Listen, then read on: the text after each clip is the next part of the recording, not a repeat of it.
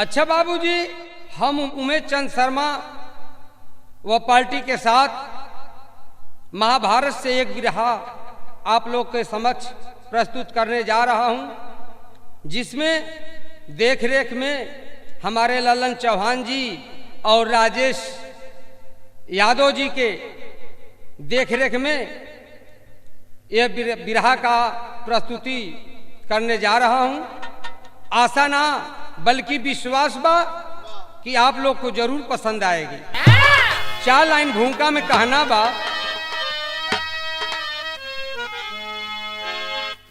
सोड़ित से सनी में दनी जंग में गूंजता बाण बाणों की टंकार से, बरबरी के ले लिया वीरताई का बिरवा, हो गया धन्य मोहन के उपकार से। सर की सैया पर सोए सुवन शांतनु, उभय पक्षी आंसू बहाने लगे। अरे लाज का ताज कैसे विजय का मिली, वीर अर्जुन से मोहन सुनाने लगे।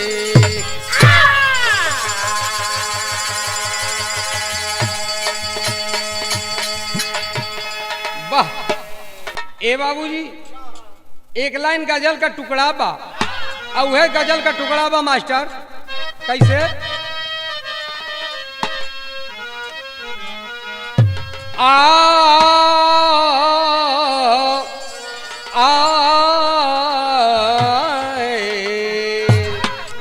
अरे दिल से दिल का सौदा करने, हर दिल से दिल का सौदा करने दिल दीवाने आ गए। दिल से दिल का सौदा करने,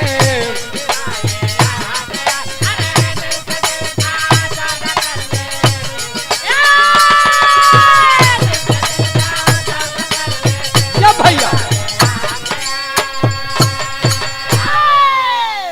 हर दिल से दिल का सौदा करने दिल दीवाने आ गए।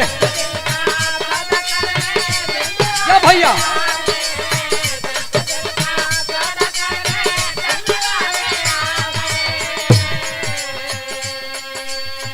दिल से दिल का सौदा करने दिल दीवाने आ गए।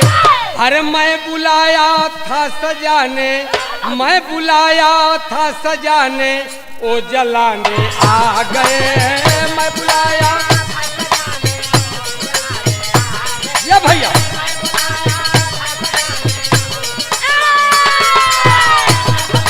क्या बात है। लेकिन भाव पर गौर करें, कवि को लिखना पड़ा कैसे। हर मैदानी गर लाल होगी, हर मैदानी गर लाल होगी, रंग लाने के लिए।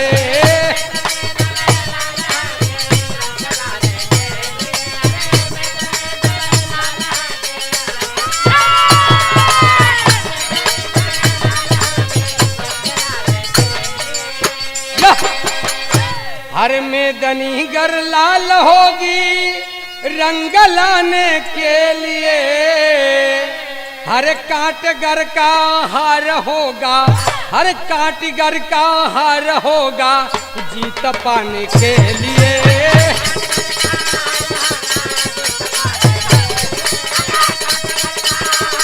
या भैया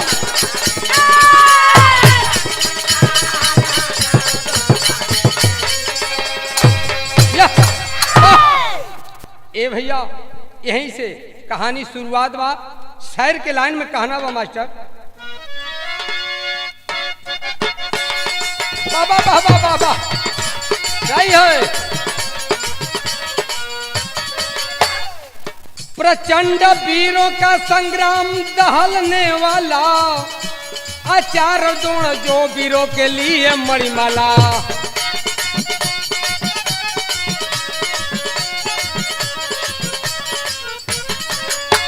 कर्ण बलशाली जो कुरपति का धनुषधारी, कर्ण बलशाली जो कुरपति का धनुषधारी, सदल सम्मान से करता है उसकी रखवाली।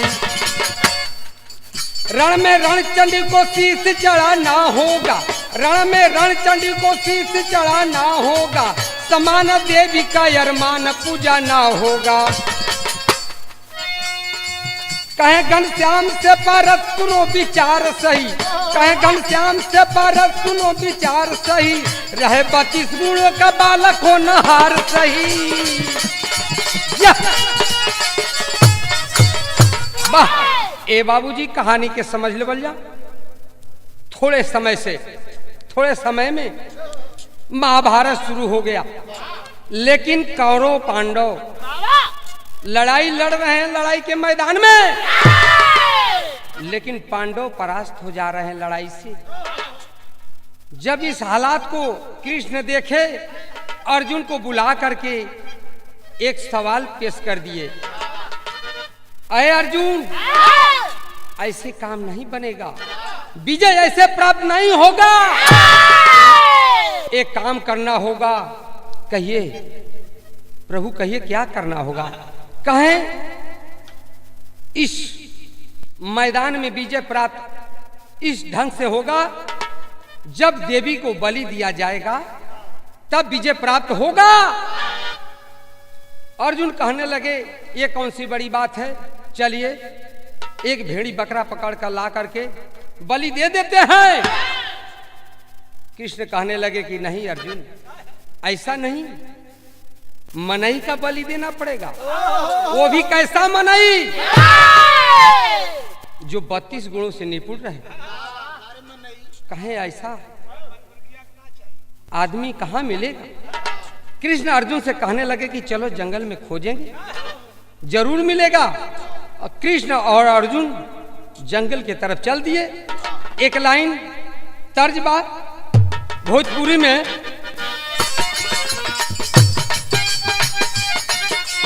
बाबा बाबा या उहे तज के लाइन बा हमारे मास्टर संकेत कैलन के करत कहीं हम हर दिलवा कहालत कालिया।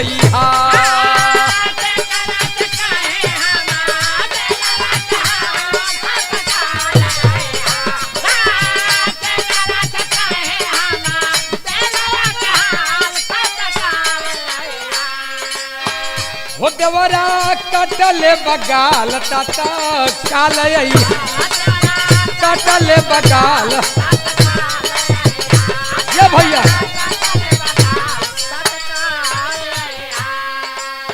लेकिन भाव स्थल पर गौर करें, कहना बा हर रणचंडी भवानी जब, हर रणचंडी भवानी जब ले रक्तपान बलिदान लेना।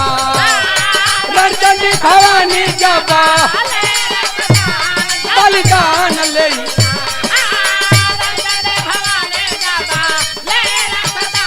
बलिदान लेना।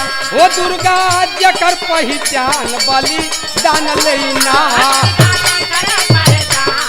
या भैया वो दुर्गा जकर पहचान बलि। जंग बखड़ा आगे बाटी न समैया,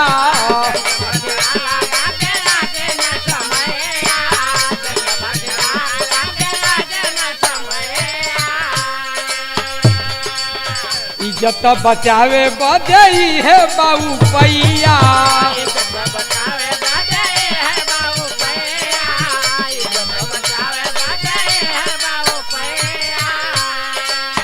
विजय उपहार मिली, विजय उपहार मिली, वीरता निशान बलिदान लेना। वीरता निशान बलिदान लेना।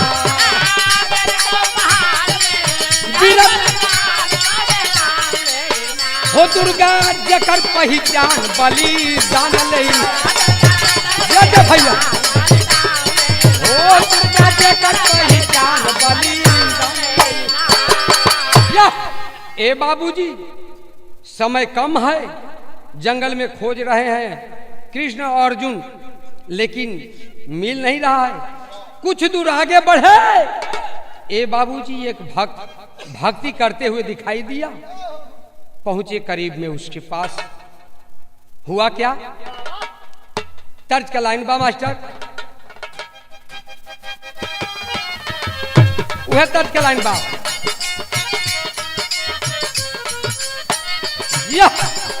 देखे हमारे मास्टर साहब संकेत करते हैं कैसे? आए वह तर्ज का लाइन बा। हरे छपक छपक चल तोरी नावरे मलहवा, छपक छपक चल तोरी नावरे मलहवा, नैया लगा दो ही पार। जा भैया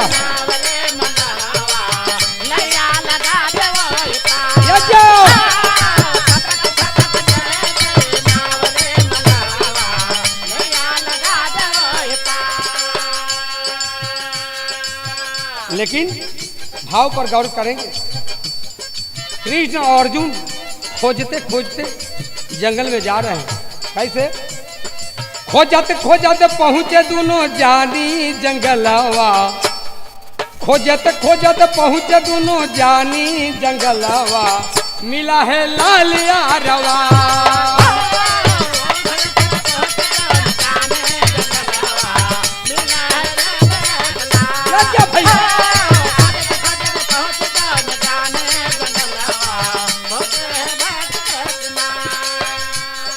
अर्जुन के लाल रहे उल्फी का दुलारा,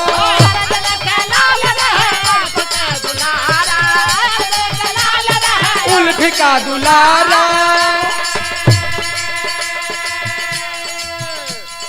शीश को चढ़ाऊंगा बोला है गुल हजारा, हो बोला है गुल हजारा।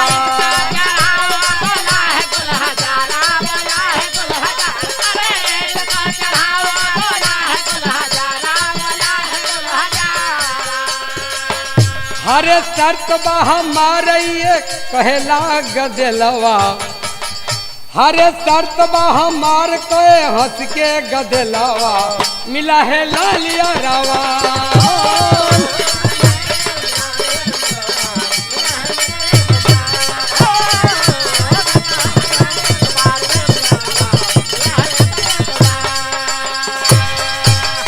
वाह ए बाबूजी, वह भक्त मिला भक्ति करते हुए, लेकिन अर्जुन को यह पता नहीं है कि हमारा ही बेटा है। 32 गुण से निपुण था। जाकर के कृष्ण कहने लगे, अरे भक्त तुम्हारी जरूरत था, एक काम करो हमारे महाभारत के बीच में चलो, तुम्हारा बलि देना पड़ेगा।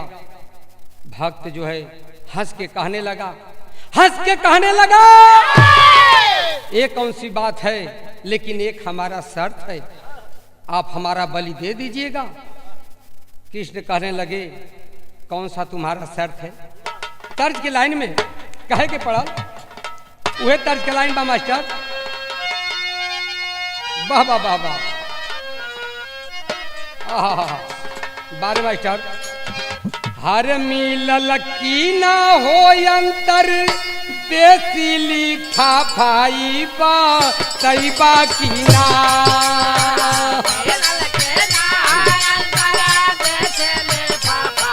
या भैया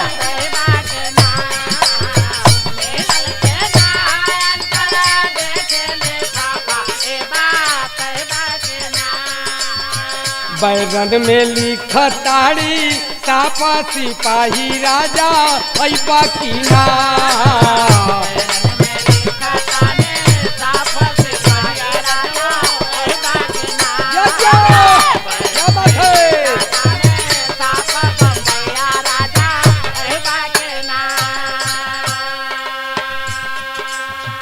ये बाबूजी गौर करेंगे, वह लड़का अर्जुन के सामने और कृष्ण के सामने शर्त रख देता है। भाव में कहना है कैसे? आए सुन बाकी ना ये बाबू शादी हमारा तुरा जैबा की ना, शादी हमारा तुरा जैबा की ना।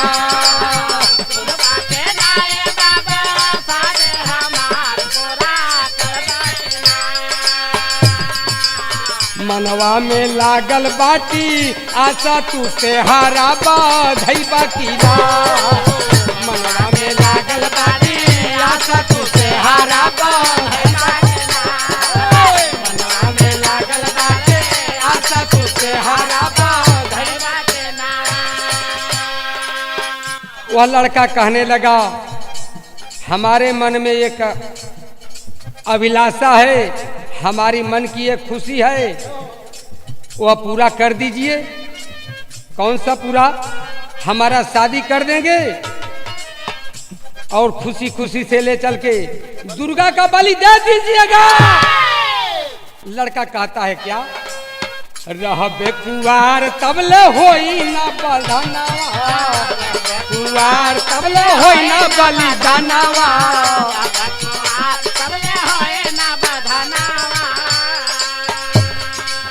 रहबे कुवार तबले होई ना बलिदानवा।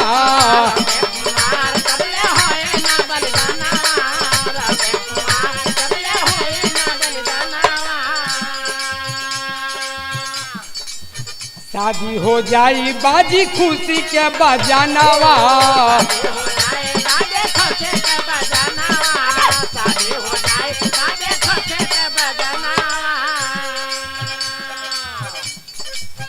आई लुगाई जब सुहाग वाली से जिया मां नहीं बाकी,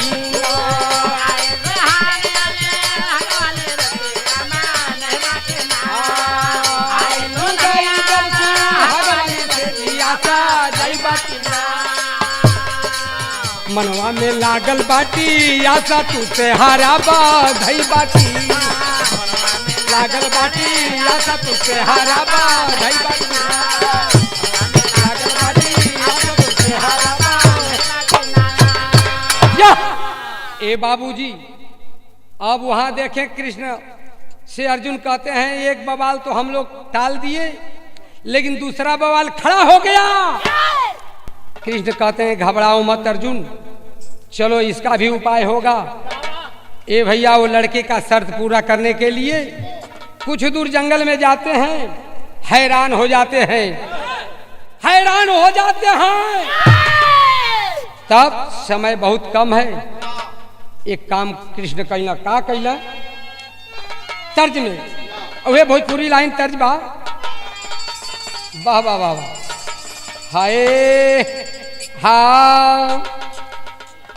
हरे कोरिया चुनरिया में अरे लगी जाई है लक्षण पटना जन जा सजना, पटना जन जा सजना, देवरा करी है कौनो घटना पटना जन जा साजा। मजा भैया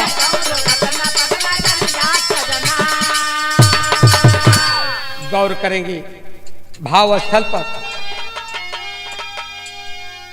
लड़का तो मिल गया, लड़का का दुल्हन बदे कृष्ण अर्जुन आगे बढ़ते हैं कैसे? अरे घूमी घूमी खोजा दुल्हन, अरे दोनों बलवा नवा व्याकुल मनवा, अरे व्याकुल मनवा अगवा लौके ला करनवा व्याकुल मनवा।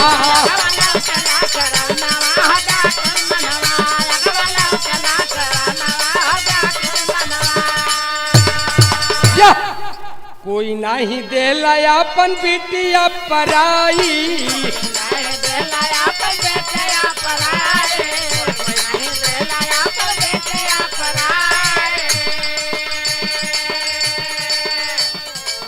साझे सुहागन भोरो विधवा हो जाई,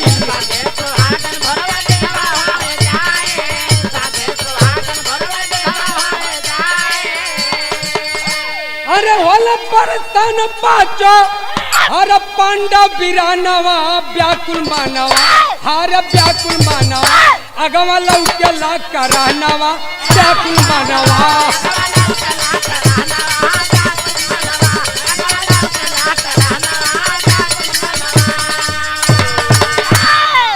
बाबूजी, कृष्ण क्या करते हैं, एक माया की लड़की बना करके उसको सजा करके और उस भक्त से आरावान से बड़े खुशी के साथ शादी कर देते हैं। शादी करने के बाद होता है क्या, तेरी में कहे के पड़ा,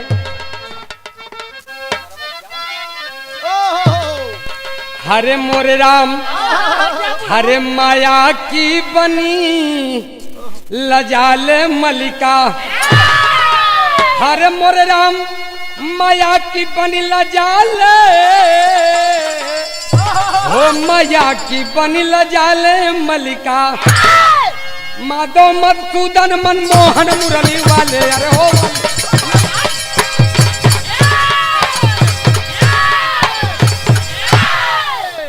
सजा देते हैं। माधव मधुसूदन मनमोहन मुरली वाले माया की बन लजाले मलिका, उसके श्रृंगार का कवि जी वर्णन किए हैं। कैसे, छंद में, हाय करे कंगना खिलोल खिले जोबन गोले गोल, करे कंगना खिलोल खिले जोबन गोले गोल, गोल गजब कपोल घन घोर के सिया, चोली चूड़ी चंद्रहार छपल छीटा बूटेदार, जोसन बाजू रंगदार झक झोर के सिया, टिकली चपके चटकदार थी का शोभे ले लीलार, डोले गरवा में हार झक झोर के सिया, तब शादी को रचाए था पिया को थमाए, तब शादी को रचाए था पिया को थमाए, दाह दिल की मिटाए धर जोर के सिया, दाह दिल की मिटाए धर जोर के सिया, दाह दिल की मिटाए धर।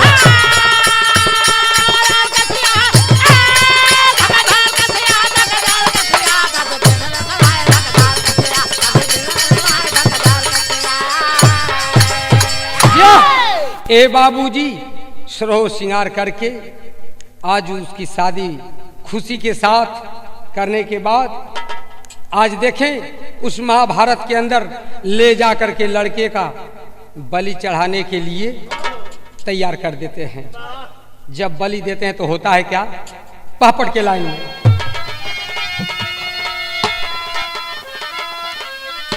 कि अरे मोरे राम हरे लिया है बलि को रणचंडी, भवानी जंग जवानी में, अरे लिया है बलि को रणचंडी, भवानी जंग जवानी में, खुश होए वरदान दिया वरदानी जंग जवानी, खुश होए वरदान दिया वरदानी।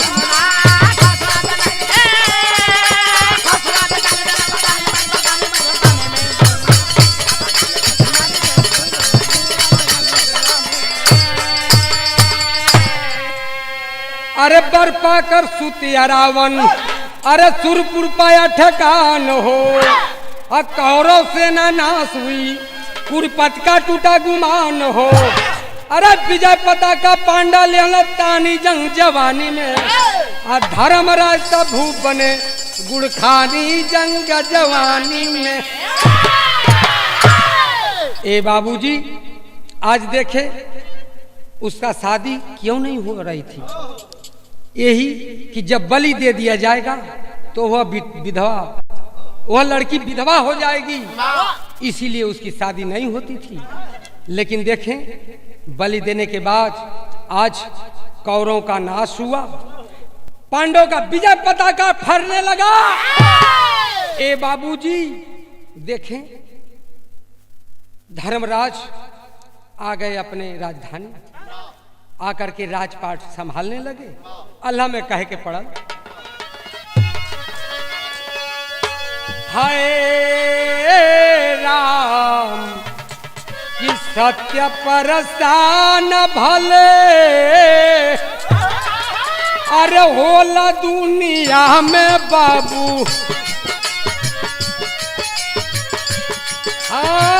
होला न पराजित जके जान संसार,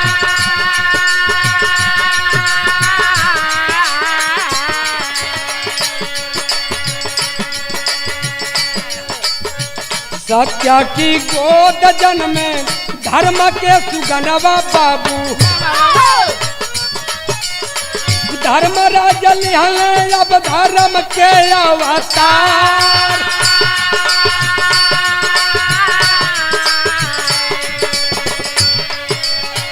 धर्म ध्वज को धर्म धर्म ध्वज को धर्म राजा फहरवल भैया कर सेवकाई खूबा पर हो पार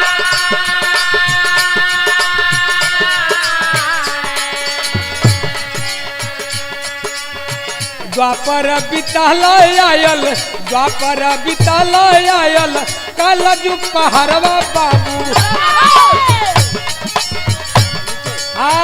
परिचित को दिए राजा तिलक सवार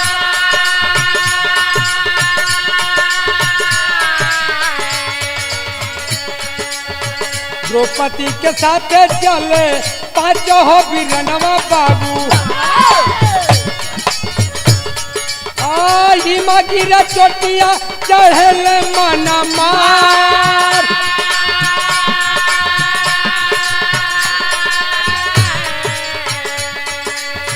गले चारों भाई और द्रौपदी लुगैया बाबू विधि के बनावल नहीं करे होनहार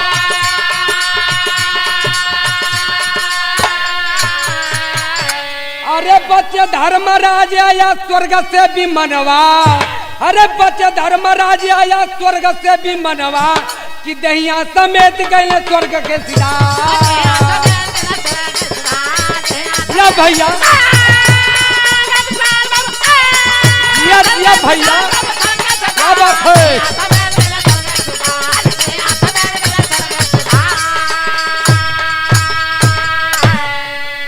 आज प्रमाण मिलता है बाबूजी कि आज द्रौपदी के साथ चार भाई गल गए लेकिन धर्मराज जो बचे उनके लिए स्वर्ग से विमान आया जिंदा स्वर्ग में चले गए आज वहां विराजमान हैं। अब देखें जब कलयुग आया तो उस लड़के का यानी आरावान का स्थान दिया गया कहां खड़ी के लाइन में कहे के पड़ा हाय हर द्वापर के पुजारी दिया अमर बलिदान हो हर द्वापर के पुजारी दिया अमर बलिदान हो हर कलयुग में पाया पुण्य पावन स्थान हो कलयुग में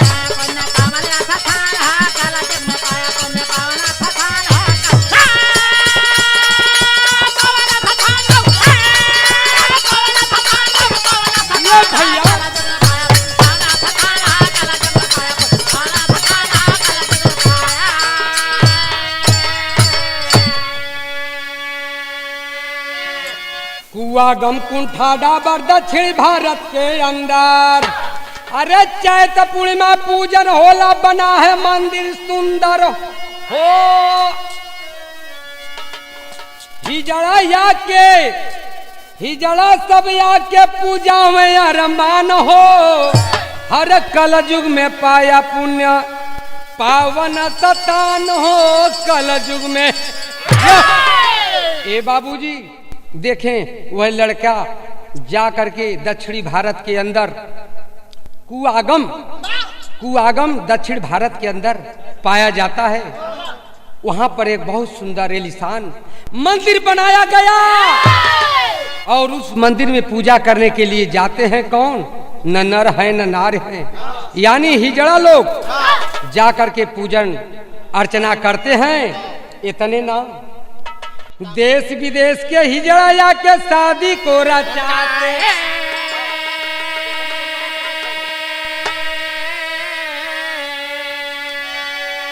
अरे या रावण के पुतला को देवी की बलि चढ़ाते हो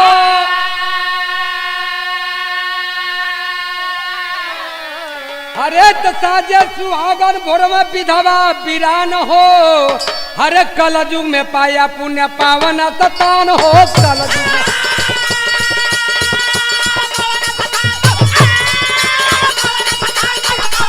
ये भैया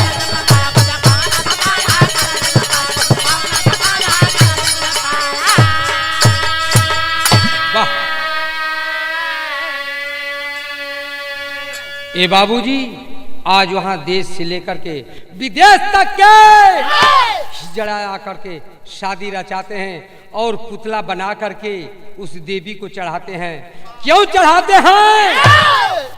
कि ऐ देवी ऐसा दोबारा हम लोग का जन्म न देना कि ताकि न नहरा है न नार है, ऐसा जन्म दोबारा हम लोग का मत देना। आखिरी लाइन में कहे के पड़ा कि गुरु गणेश गुरु राम लाल वो धन्य हो गया लाला।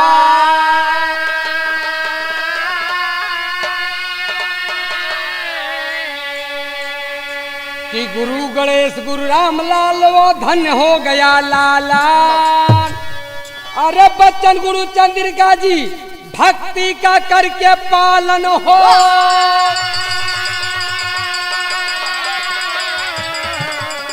अरे मोरे राम माया की बनिल जाले मलिका।